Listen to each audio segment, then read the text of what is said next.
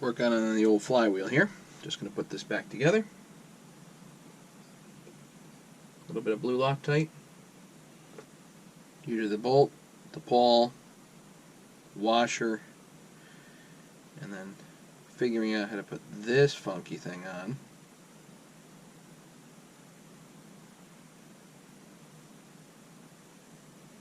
The spring. There we go.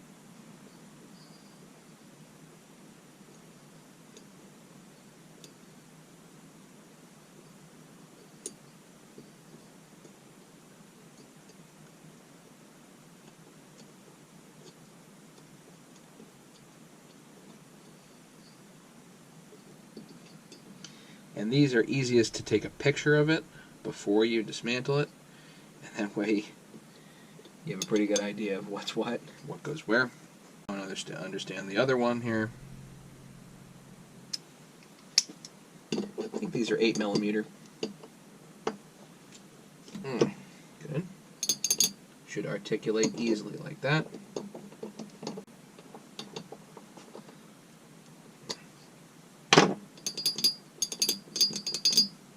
The saw, make sure she's clean.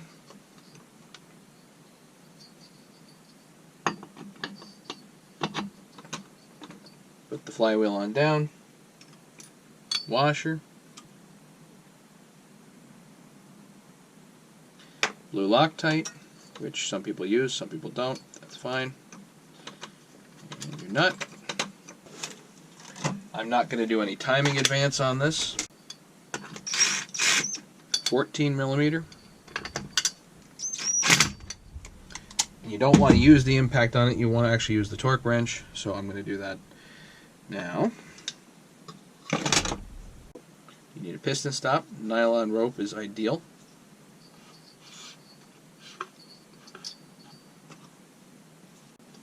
Right now I've got it set to 13 foot-pounds. Touch beyond is okay. I don't have trouble at that spot, so that's good. Those look like M5 screws, and we bring this around to the magnet. Bring this around to the magnet with a business card, and that gives you the gap. A little bit of blue Loctite again.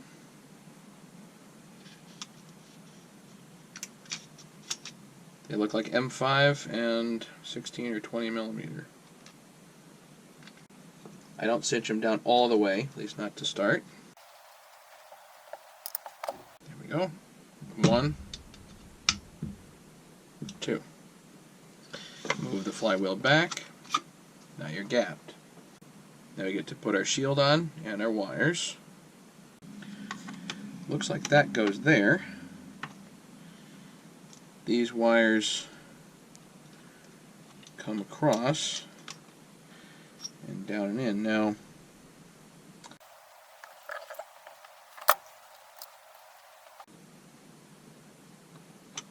there we go. Looks good.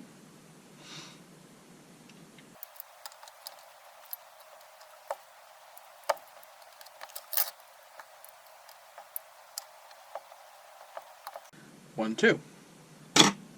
Okay. Now it looks like this goes on just like that. Now, I don't think I like the two coil design, but I will say this. The benefit to it is that the main spark plug wire doesn't come up and around this way. So there may actually be some level of benefit to that, which is interesting. Might as well put the oil thing in.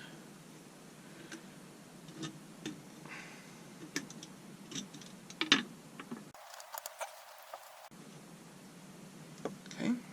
Now we can turn our attention to the intake and whatever's going on there. On the 181 here, the muffler needs to be opened a bit, but I really don't want to work on the OEM muffler. Probably going to hack it up a bit, so Not the best to do that on an OEM muffler. So why not on an aftermarket? So the question here is, where can I modify this? Is it easy? Is it difficult? So let's look where the top cover sits. So this is actually a 288 top cover. There we go. I'm told this will fit.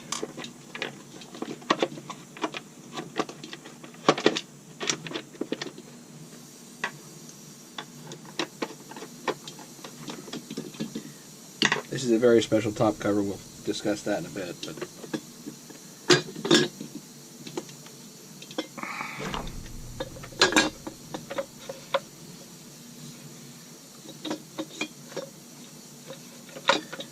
guess I need the muffler bolts.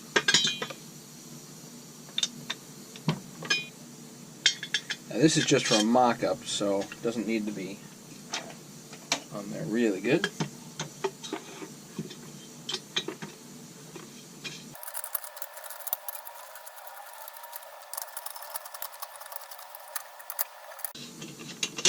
So that can be close enough.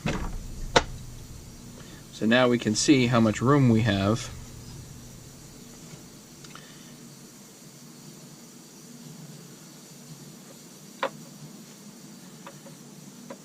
And the answer is not much.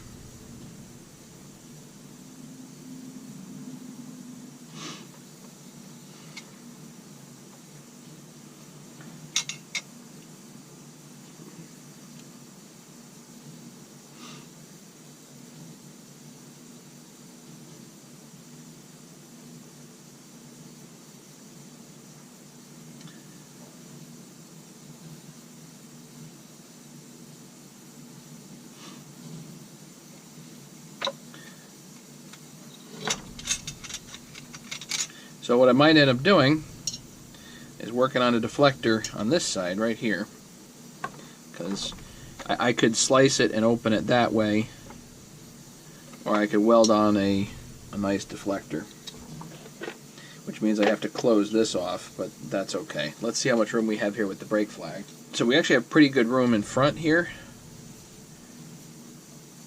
Pretty good room. So I guess I can put a nice large deflector on there. That would be pretty cool. Yeah, that'd be cool. Don't really need to plug this hole, I just need to fill it in. Put that on there and then we'll have a darn nice setup, I think. Thanks to a guy named Red97 on our Arborist site and on OPE forum. He makes these up, just presses them. He made a custom made press. He probably makes these by the bajillion, and it's cool, you know, nice to have. Already ready to rock. I gotta do the trimmings and whatnot, but very nice. So I'm gonna punch a hole here. I'm gonna actually close this part off with a small piece of metal. Punch a hole here, weld piece of this down this way with the MIG welder, and we'll have it. Perfect. Welcome back to the 181. Let's finish this up. I've waited weeks. The reason I haven't been doing this project, I've waited weeks for this part, this grommet here. I ordered a 288 grommet. As it turns out, it does not fit the 181. I have a sneaky suspicion that these are not available. The 181 grommets are not available. Does the 288 fit? And the answer is yeah, sort of, not exactly. The hole here, under here, is slightly too small. I'm not going to hog out the case to accommodate it. I don't think there's much point, because it does at least sort of fit. So it's not going to impede the throttle at all, so that's fine. I've got this loose there. So let's ignore that for the moment and let's get to the exhaust. I did weld a Red 97 deflector here on the exhaust. Actually, let's go back for a second, real quick on the boot. So one of the kind of chronic issues with parts is that basically you never know where they're going to come from and whether people have in stock is more what I mean. So chainsaw parts in general, there's a stock problem, and that's who has it in stock, how fast can you get it, all that stuff. Can you get it cheap? Usually jack small engines is pretty inexpensive, but you don't know whether they have it in stock or not. So it's a bit of a gamble, and I've waited months for certain things. So the nice thing about e-replacement parts is that they actually have it in stock. They'll actually show you on the computer, and usually they have it, but it might cost you a few more bucks. So I ordered, one of the benefits of ordering from eBay, probably the biggest benefit, is it's in stock. That's the whole idea, is these items are in stock. Well, I ordered from a place on eBay called Fix My Toys, and they have a lot of feedback, over 200,000 feedback. But I ordered on December 12th. I didn't get it until the 22nd. They didn't ship it out until the 18th, and they gave me a tracking number on the 16th.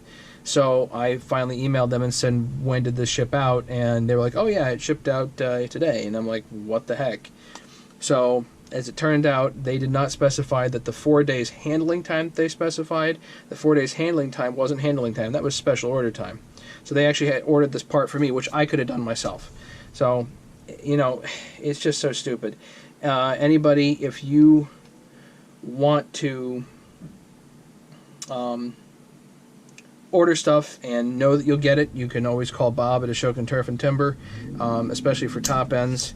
He really knows his stuff there. So Bob, Ashokan Turf and Timber, I'll try to put a link down there or something like that. And nice to talk to Bob all the time. He's just an amazing amount of stuff that he knows about all this. So without further ado, let's get to the exhaust. And hopefully that's pretty straightforward. Forget the exhaust. Let's do the intake. Why not? So I've already kitted the carburetor. It was a lot like kitting a 394 carburetor, actually. So really nothing too terribly exciting there. We've got the intake block. Check it over, make sure it's not cracked. I think this one's okay. The 394 blocks tend to crack. And there really is only one way this stuff can go.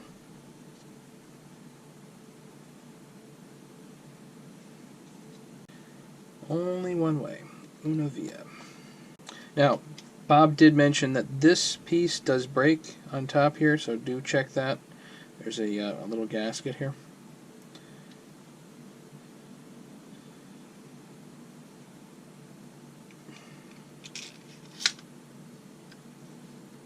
Okay, like that.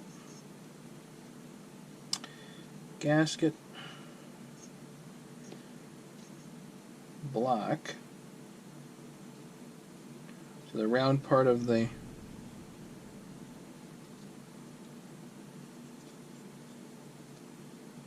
block this way, and the impulse hole up top, so the impulse line there is up top. That's how all that goes. And then this, of course, impulse line goes up there.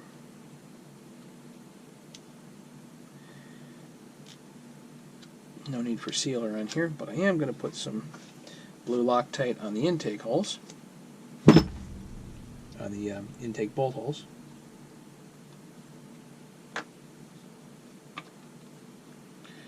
The whole assembly is probably going to be a pain, like all the others are.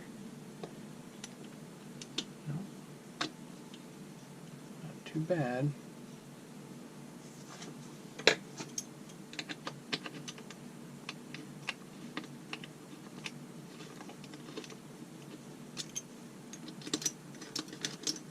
The ball end Allen is key here.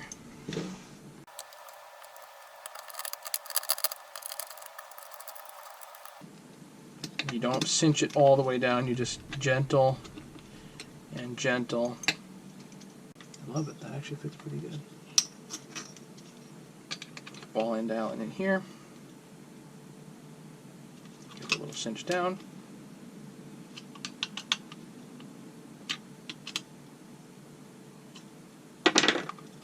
nice and tight. Okay, your intake is on. Well, this looks like it should sit better in there. It's not, but I don't really see anything to do about it right now. So, for now, I guess we leave it. The problem is, as is, there's not a great way to pressure test it, and if I move this back and stick something in there, then I might have moved that anyway. So, if you want to pressure test it, just move this back and slide a piece of rubber in there and cinch it back down, and you can pressure test it. But I'm not going to do that right now. Let's just do the rest of the reassembly here. I'm willing to bet that goes here.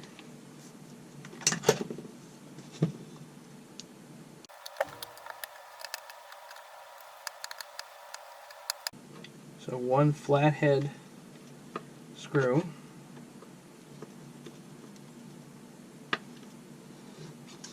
holds the intake down right here.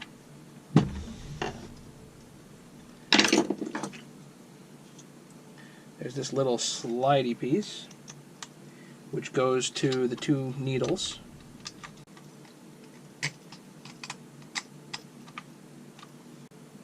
We have this part of the ignition, so this is the other coil. You know what, here, let's stick the gas line on while we're at it. Just goes right here. Good. This ignition coil here goes here. And it looks like this screw has a washer on it. And that goes towards the front. It looks like the back doesn't need a washer because it has a ground strap. 3mm, looks like M4. About 16mm, 20mm long, something like that.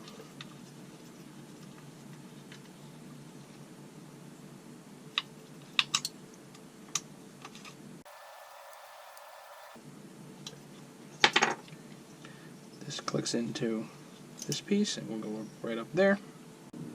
It's supposed to go up and over, and it's actually supposed to click in to this piece, but I don't see it being long enough to do that. So, as is, it looks fine. Doesn't look like it's in the way. Choke.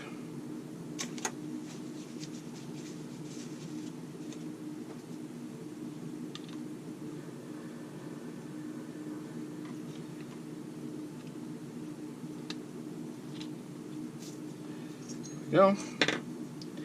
And just with a screwdriver, click it in. Throttle lever in. Bring this down a tad. You're going to click this into here.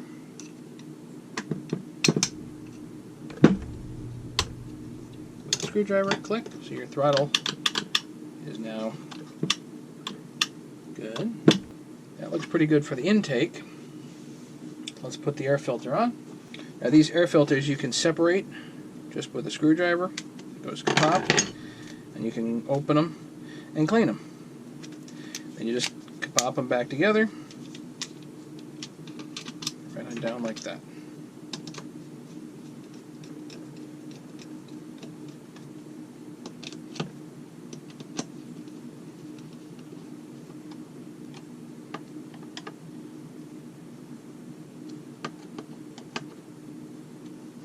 You can put the starter cover on now. Let me get that. Oh, that's why the yellow wire looks like it's not long enough, because it isn't. Alright, well, we won't worry about that. Right now, the wires would be fine for what we're doing. Would be a nice upgrade in the future to get new. Starter still works okay.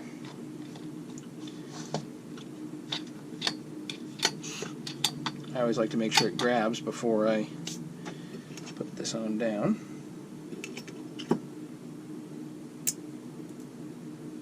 See if I have a screw here to match, because I don't like this one. The answer is no, I don't have a match, so I guess we'll use these for now. For starter screws, they should be flat blade, I think. 3 of these are flat blade. M5 looks like.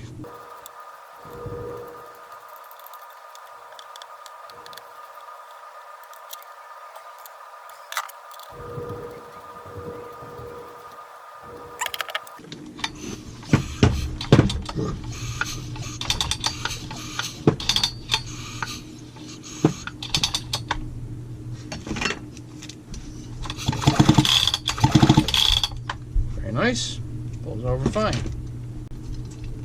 Here's our decompression valve, brandy new, always nice. That's it.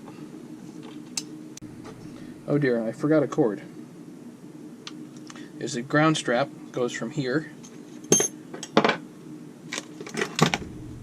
all the way over to the switch.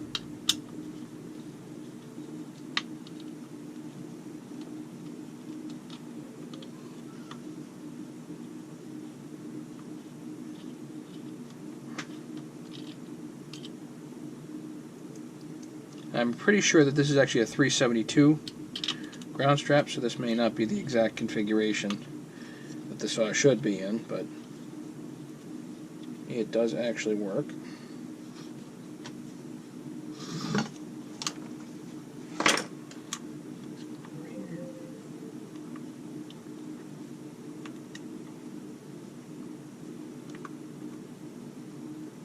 That plugs in.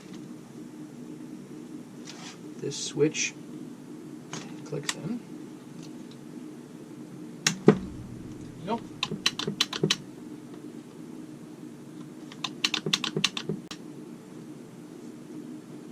There you have that.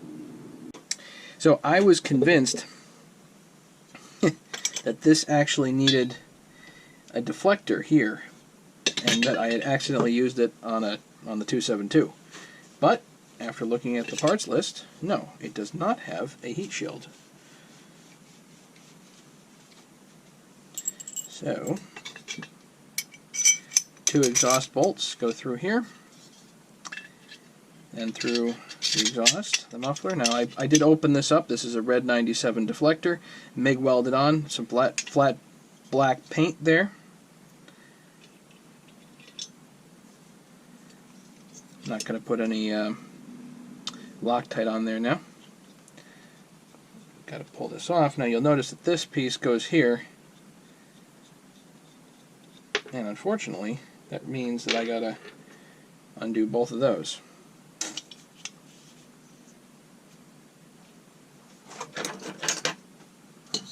Gotta loosen this lower one.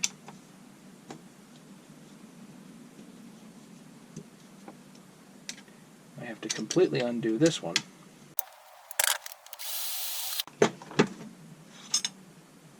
More blue Loctite here for sure.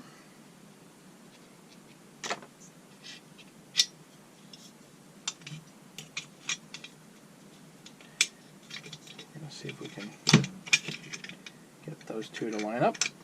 Good. So your long screw goes in.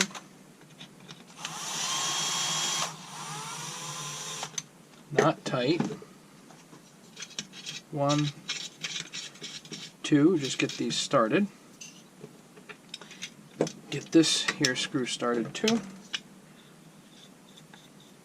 We're going to cinch them all down basically at the same time, and we're going to pray that this deflector isn't too far into well, the area we need to go. Sometimes they run into the brake flag, so that's not the best.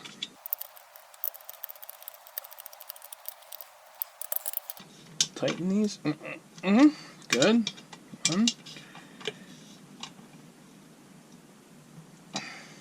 Okay. This one we're gonna not quite fully put down, but if we're undoing these, we might as well undo them.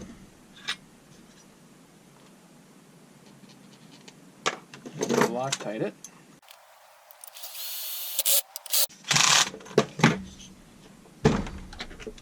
Okay, your 2 dog screws, case bolts rather. Good. Double check. There you go, your exhaust is on. do our handle.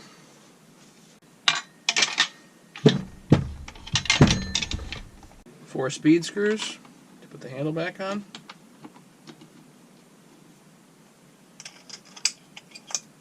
Two here, 2 underneath.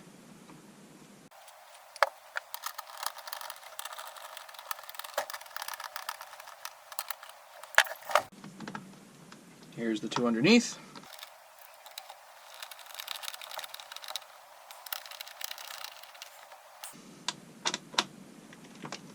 Two. Actually, now what we can do is we can do a compression test because we got the handle on. So it makes sense to do that. I think it's going to be pretty stout.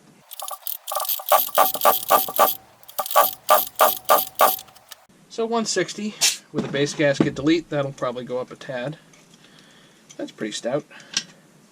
That's not too ridiculous.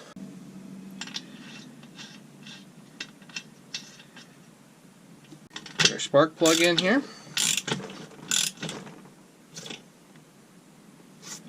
Good. Looks like a saw now. Look at that. Spark plug cap right there. Again, I'm going to plug Bob from Ashokan Turf and Timber. It is my understanding that, well, Joe Piper, Onan18, pointed out to me that, you know, by the way, for the love of God, man, do not cut a decompression valve hole in the OEM 181 top cover, because the top covers are rare and you'd rather leave those whole for the collectors. So that's fine. I get it. Supposedly, this 288 top cover fits.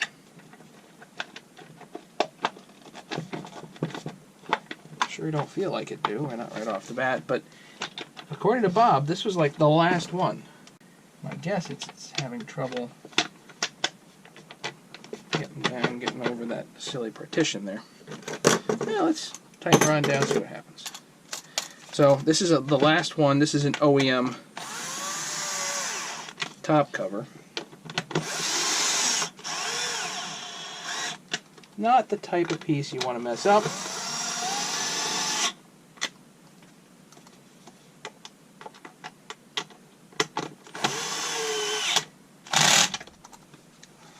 So that is awesome. Decomp is right there. It's nice and free to move, so that's good. Sometimes you do have to open up the decomp a little bit. Nice and free to move. Let's get a bar.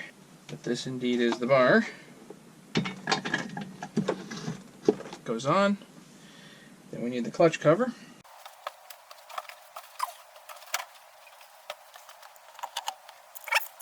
Oh yeah, our deflector is easily out of the way. That's going to be nice. So, if it has any trouble running, I'll let you guys know, but there's that deflector. That looks pretty good. Should be nice and open, and give a nice sound, and 160 pounds of compression is going to be good. And that'll break in too. So, yeah, lots of fun. I mean, this is cool. Cool project. You know, for this is essentially a 288 XP. That's a pretty tight package for a nearly 90cc saw. The 394s that I have are considerably heavier, and this is probably almost the same amount of pop. That's pretty nice. Anyway, so I'll fiddle with it. If for whatever reason it doesn't run right or whatever, I'll let you guys know. So this is how I did a heart transplant on a 181 and turned it into a 288 XP. So, thank you guys for watching, and, you know, per usual, don't forget to subscribe if you want to see more of these cool videos. Okay, have a great day, guys.